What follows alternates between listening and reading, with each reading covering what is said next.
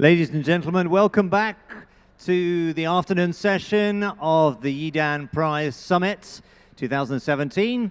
Hope you've enjoyed your lunch or are still enjoying your lunch. We've got a packed afternoon for you this afternoon. Later on, His Excellence, the Minister Dr. Ahmed Al-Issa, Minister of Education from Saudi Arabia, will be joining us. But we've got a fascinating session before that.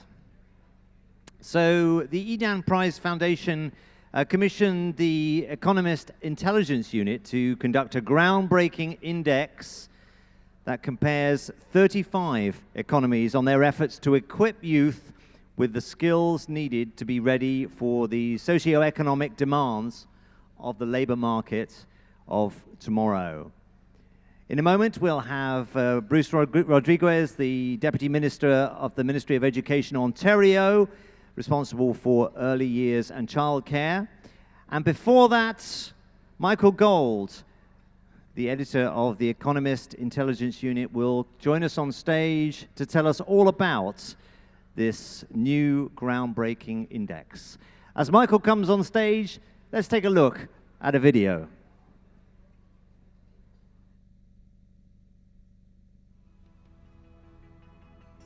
Education systems must adapt, or the students of today face an uncertain future tomorrow. Some places are already preparing to meet this new reality. Canada, South Korea, and the UK, for example, have a comprehensive national strategy to help their students gain skills for the future, helping propel each to the top of the worldwide Educating for the Future Index, commissioned by the Yidan Prize Foundation and produced by the Economist Intelligence Unit.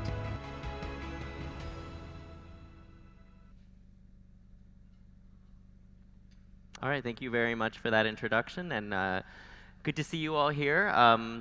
As mentioned, I'm Michael Gold with the Economist Intelligence Unit, and I'm here to present the findings from the inaugural Worldwide Educating for the Future Index, which the Economist Intelligence Unit produced this year in collaboration with the Yidan Prize Foundation.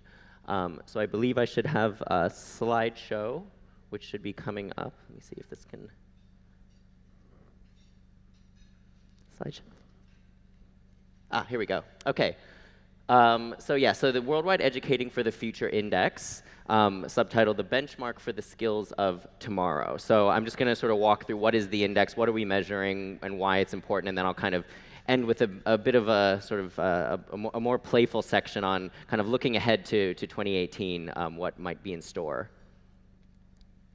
So the Worldwide Educating for the Future Index, basically what we wanted to do is measure the effectiveness of economies in preparing students aged 15 to 24 for the demands of work and life in the future. And one thing I wanted to note is the 15 to 24-year-old age range is important because we sort of, through our research, we determined that it's easier to determine sort of what the future holds for this age group than it would probably for a 5-year-old or someone in primary school. So this is why we focused on kind of the older age ranges.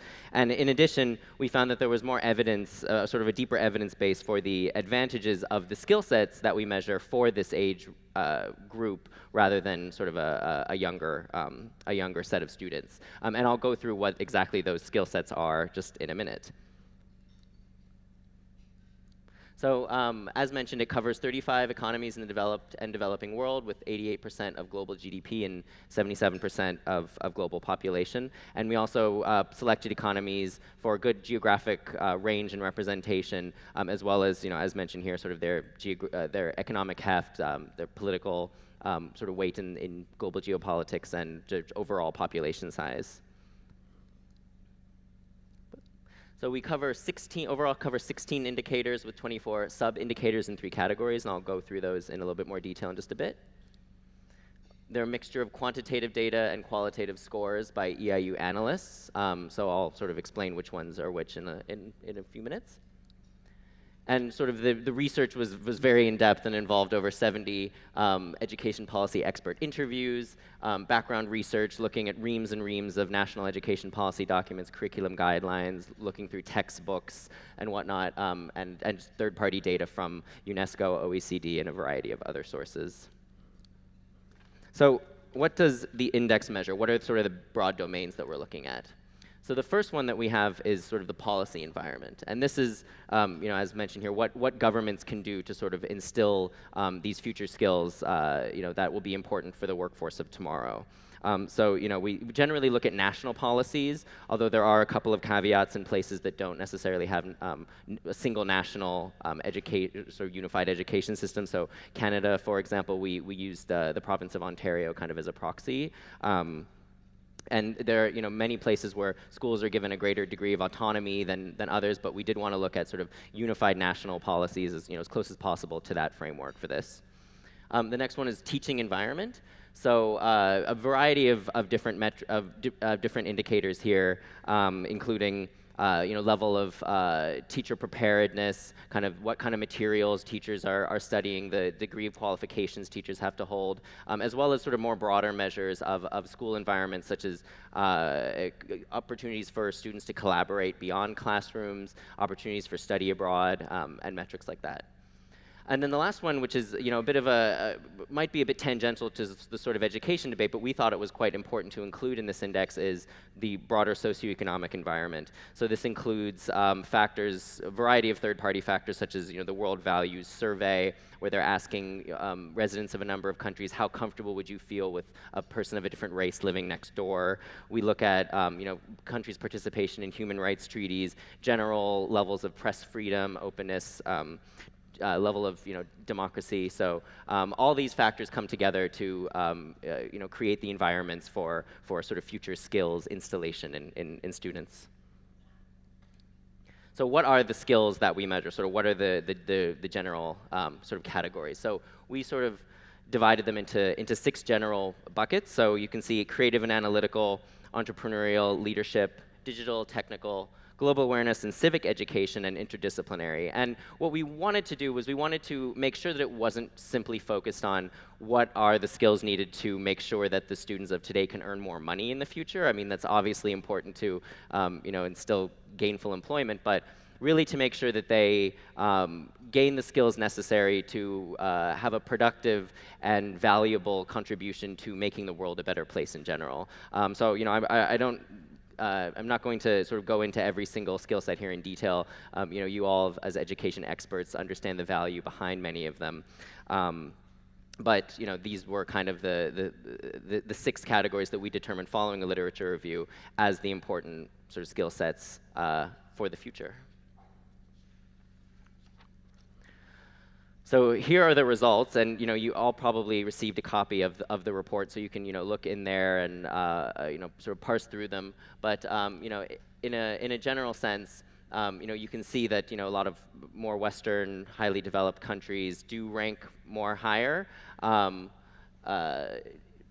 Moving over to Asia, sort of less developed countries, there is a correlation between level of development and score in the index, but it's not absolute. So again, I don't think I need to go into the details of the results here. We're happy to discuss further with any of you about that.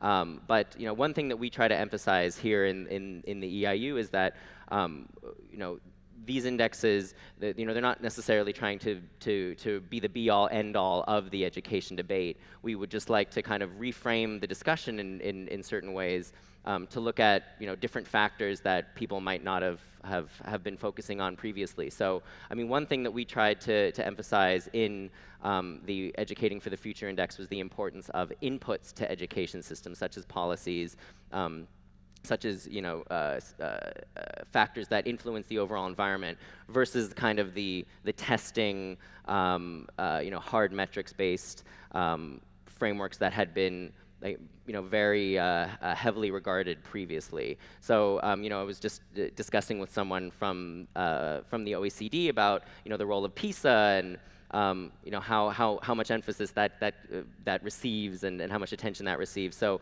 hopefully sort of shifting the discussion to look at policies, inputs, things that are happening at the national level, things that governments can do, ways that they can sort of change the framework around this discussion is important. And of course, we're always open to input and feedback on the indexes, to hopefully create more robust systems of measurement going forward. So basically, we have a number of top-level findings that we wanted to sort of get across via the research. So the first one that you can look at in the executive summary is too many governments are not doing enough to prepare millions of young people for seismic changes in work and life. So what does this mean? We don't want to paint too dire a picture, but what we did find was that in the emphasis on these sort of 6 skills, that there is a lot of gaps lacking. Whether it's project-based learning focuses in school, whether it's preparation for global citizenship, whether it's even more basic things like study abroad, like collaboration. There's a lot of places where we're just not seeing these programs being implemented to the extent that they should be. So we did want to create, make this a wake-up call for governments, for policymakers to be pushing forward in these spaces to create these kind of well-rounded, holistic education systems for the students. Right, so as mentioned, these two fields in particular, project-based learning and global citizenship, we found them to be quite alarmingly sort of underemphasized. So, for example, out of the 35 economies that we indexed, only 17, only about half offer sort of any kind of assessment framework to test global citizenship skills, and only 15 evaluate project-based learning to some degree. So we hopefully using this index to try to move the needle on these particular factors to see improvement at some point in the future. So obviously, beyond policy, we looked at the teaching environment, and obviously, as mentioned here, it has to be complemented by a pool of talented teachers that are motivated and well-equipped to guide students in teaching these. It's not enough to simply have a policy document written down. It needs to actually be taught in a classroom.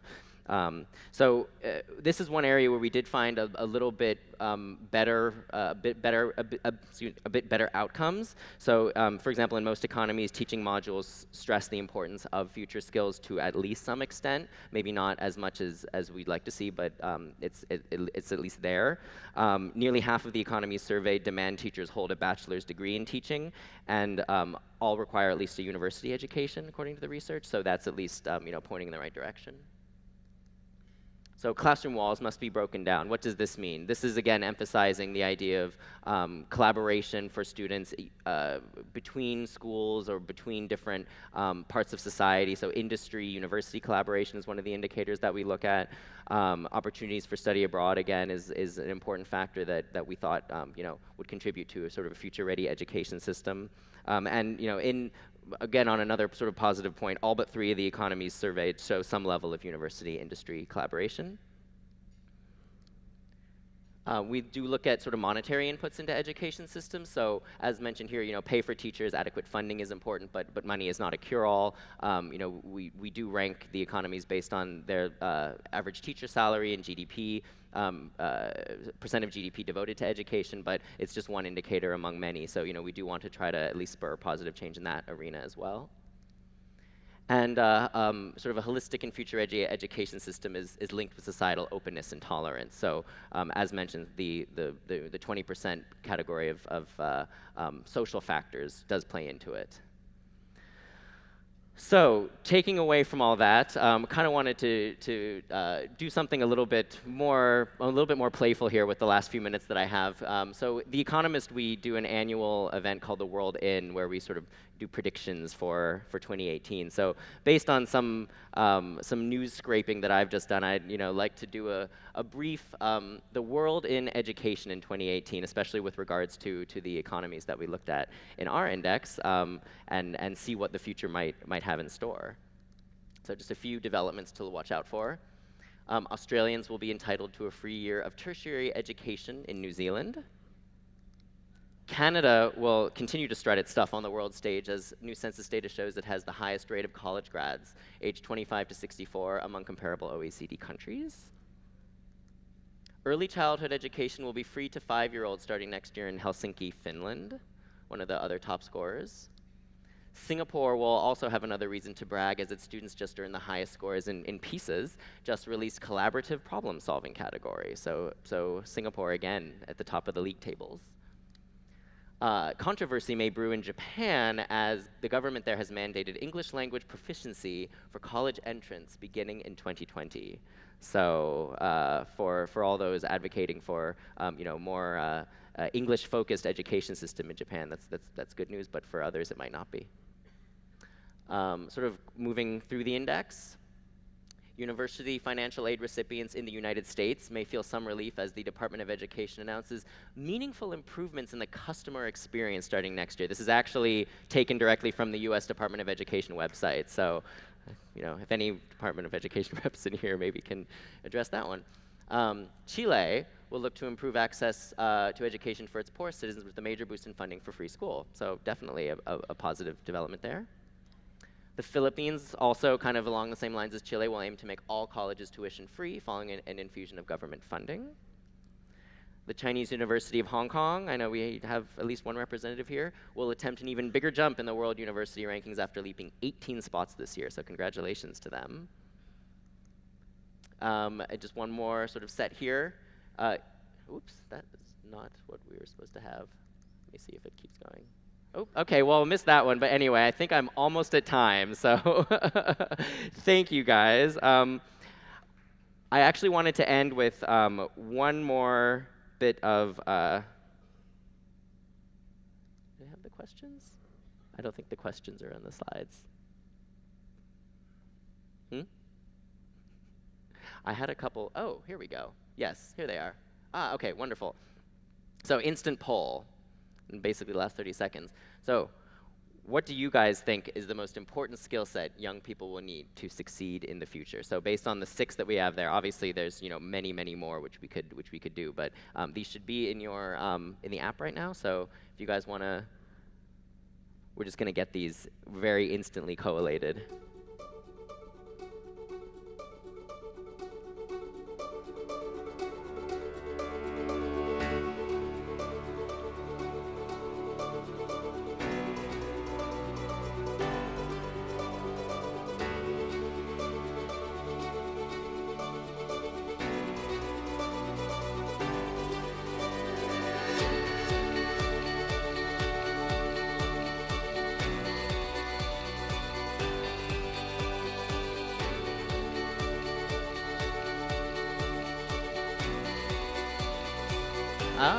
Okay, so we have the results here. 42% say creative and analytical. Coming in, oh, wait, we just lost it. Can we go back to the slide right before? Anyway, yes, 25% global and civic awareness, with digital technical coming in, wow, with only 2%. Oh, interesting. I think I had one more crowd polling question. Can we bring that one up too? This might just be a representative of how many people from different countries have representatives in the room, but sort of, based on the pace of change that, you as education experts are seeing, of all these 6 economies, which one do you think will show the biggest improvement in the next Worldwide Educating for the Future Index? Obviously, things are changing very quickly in some and less so in others. Voting?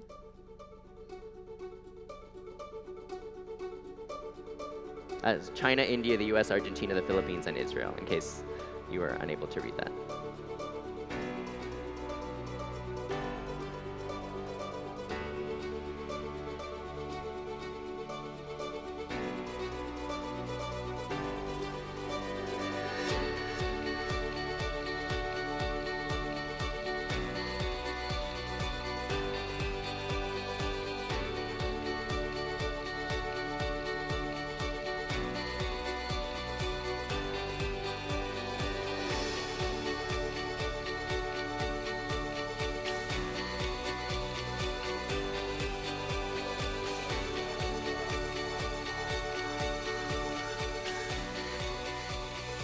Okay, so what do we have? Oh, wow, bravo. I give perhaps representative of the crowd, but still China 64%, with India coming in second, followed by Israel, the Philippines. I'm surprised the US edged out Argentina. That's a shocking result. Anyway, all right, well, on that note, I am very pleased to welcome Bruce Rodriguez. He is the Deputy Education Minister of Ontario. Speaking of Canada and its great performance in the index. So we have him here to discuss that and a number of other fascinating topics.